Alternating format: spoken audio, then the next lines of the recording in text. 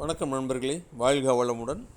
மேலும் இது சம்மந்தமான டீட்டெயில்ஸ் ஏதாவது வேணும்னு பார்த்தீங்கன்னா டிஸ்கிரிப்ஷன் இருக்கிற என்னுடைய நம்பரில் நீங்கள் கான்டாக்ட் பண்ணலாம். நாங்கள் இதெல்லாம் ட்ராவல் பண்ணியிருக்கிறோம். மீண்டும் ஒரு நல்ல பதிவில் சந்திக்கிறேன். நன்றி, வணக்கம்.